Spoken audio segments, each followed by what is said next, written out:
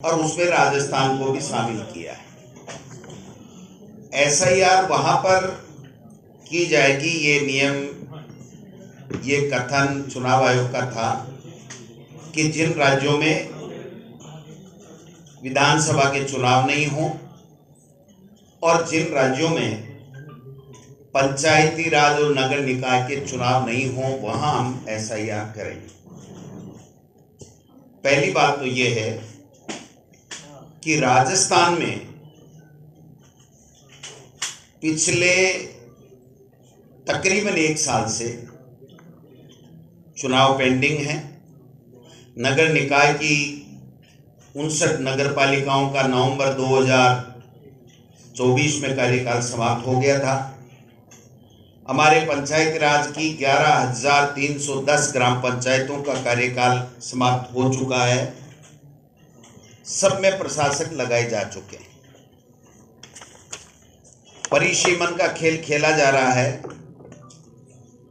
पहले बजट में 1 state 1 election की राग छोड़ा गया, लेकिन आज तक न मीटिंग, न कोई सर्कुलर, न किसी तरीके की कोई बात, यानी केवल और केवल नगर निकाय और पंचायती राज के चुनाव को डिले करने के लिए ये राग अल्पाया गया।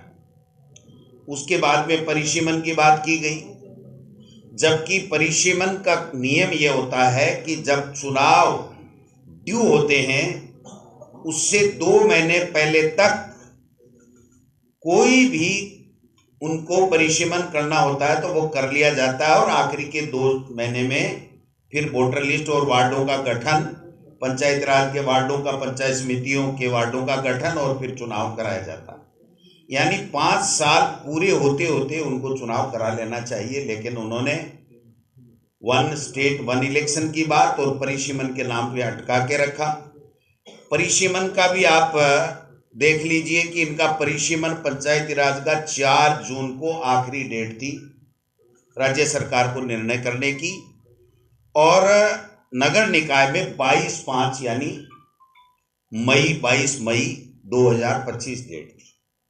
आज तक केवल नगर निकाय के वार्डों का उन्होंने नोटिफिकेशन जारी किया है। इसके अलावा राज्य निर्वाचन आयुक्त को लिख के नहीं दिया कि हम चुनाव करवाना चाहते हैं, क्योंकि राज्य निर्वाचन आयोग का ये कहना है कि हमारे नियमों में प्रावधान है कि राज्य सरकार की सलाह के ऊपर जब वो सहमति प्रदान करता है तभी हम चुनाव करवा सकते हैं, अन्यथा हम चुनाव नहीं करा सकते। फिर उसके बाद में ओबीसी आयोग का गठन किया गया, देरी से किया गया। 2022 का फैसला है। 2022 के फैसले को मैं समझता हूं अगस्त के अंदर इन्होंने ओबीसी आयोग बनाया, अगस्त 2025 को, जबकि चुनाव तो नवंबर 2024 में ड्यू हो गए थे और 3 महीने का कार्यकाल किया गया। आज की तारीख तक न गाड़ी है, न बजट है, न कार्मिक हैं, न कोई सर्वे की शुरुआत हुई है। राजनीतिक के अंदर जो ओबीसी का उनको प्रतिनिधित्व देना है उसके लिए जो सर्वे का कमीशन है, 1 इंच भी काम उन्होंने आज की तारीख तक शुरू नहीं किया।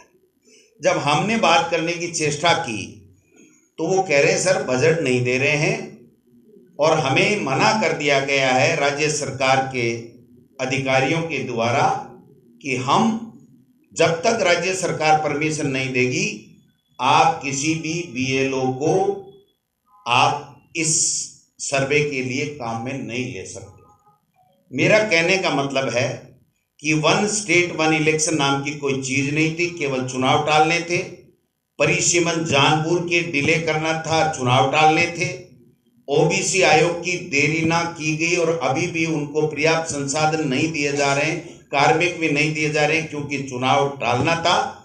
और अब एसआईआर की घोषणा राजस्थान की भाजपा सरकार ने कह करके करवाई है कि लिखित में दिया है कि हमारे यहाँ पंचायती राज और नगर निकाय के चुनाव इस वर्ष फरवरी से पहले नहीं हो रहे हैं, आप इसकी एसआईआर कर दीजिए, वरना चुनाव आयोग का नियम है कि जिस स्टेट में चुनाव होते हैं वहां पर एसआईआर नहीं होती है।